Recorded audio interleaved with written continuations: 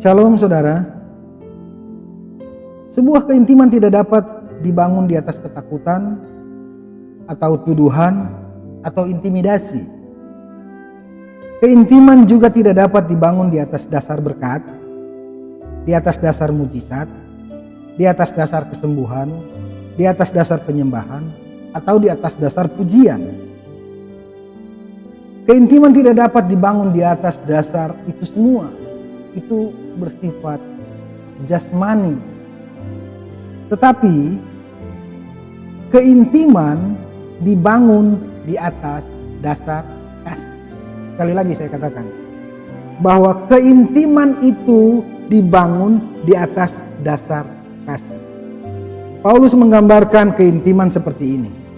Efesus 5 ayat yang ke-31 dan 32. Sebab itu laki-laki akan meninggalkan ayahnya dan ibunya dan bersatu dengan istrinya, sehingga keduanya menjadi satu daging. Rahasia ini besar, tetapi yang aku maksudkan ialah hubungan Kristus dan jemaat.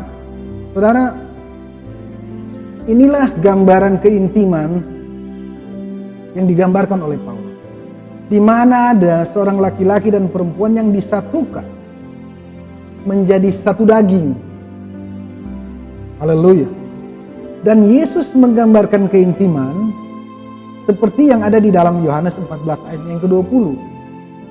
Berbunyi demikian.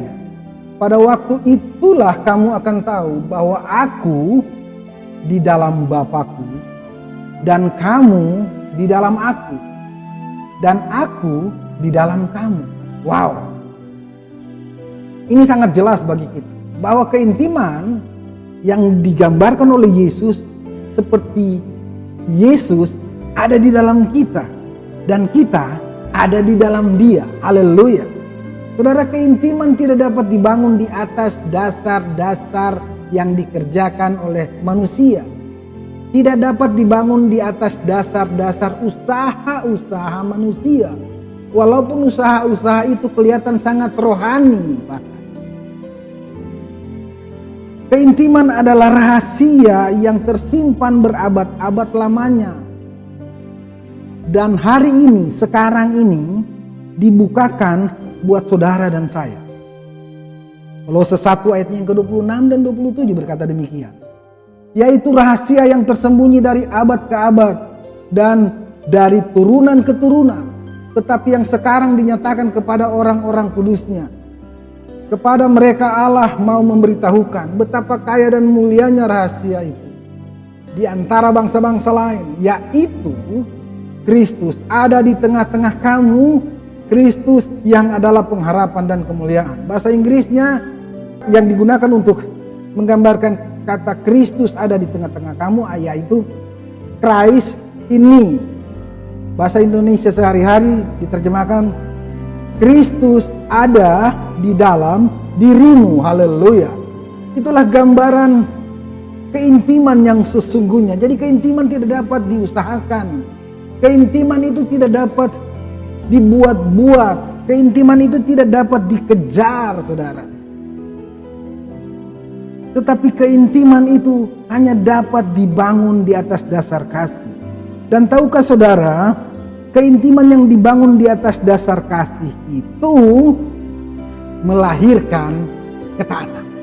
Ini poin yang kedua yang saya mau bawa. Bahwa keintiman di dalam kasih itu melahirkan ketaatan. Berbicara soal ketaatan, banyak orang berpikir bahwa ketaatan itu harus diusahakan. Ketaatan itu harus dikerjakan. Ketaatan itu harus dikejar. Saudara, ketaatan itu adalah buah, bukan akar. Ketaatan itu bukan dasar. Tetapi ketaatan itu adalah buah daripada kasih. Saudara, carang tidak dapat berbuah, tetapi carang itu dapat berbuah jika ia melekat pada pokok anggur. Demikian dengan ketaatan. Kita yang adalah carang, kita tidak dapat berbuah ketaatan kalau kita tidak melekat pada Kristus. Haleluya. Saudara, keintiman di dalam kasih melahirkan ketaatan. Mari kita baca di dalam 1 Korintus 15 ayatnya yang ke-10 berkata demikian. Tetapi karena kasih karunia Allah, aku adalah sebagaimana aku ada sekarang. Dan kasih karunia yang dianugerahkannya kepadaku tidak sia-sia.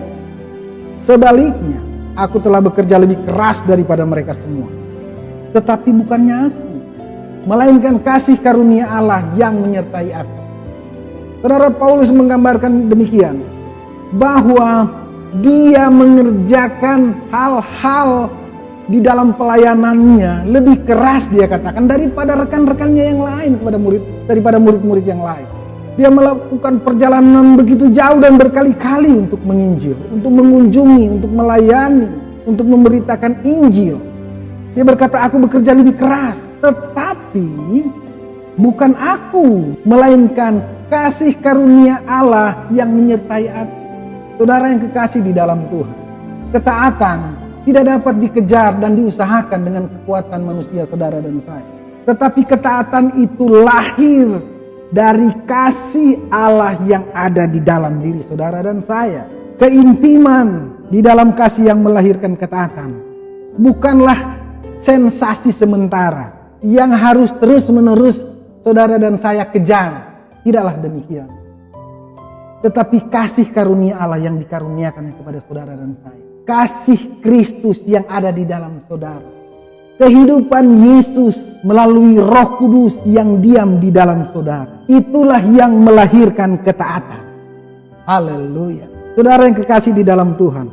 Satu hal lagi saya mau bagikan bagi saudara hari ini. Tentang tempat terbaik di dalam sebuah keintiman. Saudara, banyak orang berpikir tempat terbaik di dalam keintiman itu ada di dalam penyembahan kita. Ada di dalam doa dan pujian kita. Sesungguhnya tidaklah demikian. Saudara, bagi banyak orang area atau tempat yang paling membahagiakan dan memberikan sukacita yang besar itu adalah pelabuhan dan airport di bandara pada bagian kedatangan. Mengapa? Karena di sana selalu terlihat ada tawa, ada pelukan, ada air mata bahagia. Karena di sana terjadi pertemuan setelah mereka berpisah bertahun-tahun lamanya. Tempat itu adalah tempat yang terbaik dan momen itu adalah momen yang terbaik bagi orang-orang yang ada di sana. Dan tahukah saudara dan saya bahwa tempat yang terbaik Allah dengan manusia, Bapa dengan saudara dan saya, itu adalah di salib di mana Kristus ada. Di salib itu adalah area dan momen yang terbaik bagi Allah dan manusia. Pertemuan antara surga dan bumi itu ada di salib itu. Mengapa?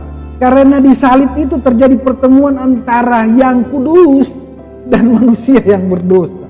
Pertemuan antara kasih Allah dan keadilannya. Pertemuan ini menyatukan ketidakmungkinan, saudara. Di mana hukum maut yang seharusnya ditanggung oleh manusia itu ditanggung oleh Yesus Kristus.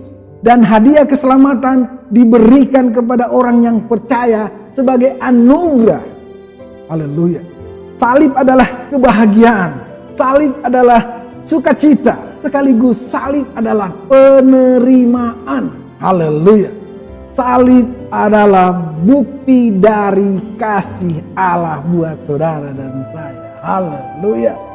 Saudara, tempat yang intim bagi saudara dan saya dengan Yesus itu adalah di salib tempat. Berhentilah untuk berusaha melakukan hal-hal dengan kekuatanmu untuk engkau intim dengan Tuhan. Engkau tidak akan mendapati. Haleluya. Penuhilah diri saudara dan saya dengan kasih karunia Allah. Haleluya. Arahkan pandangan saudara dan saya, tujukan pada salib. Dari sana mengalir keselamatan. Dari salib itu mengalir kesembuhan buat saudara dan saya. Haleluya. Tuhan Yesus memberkati.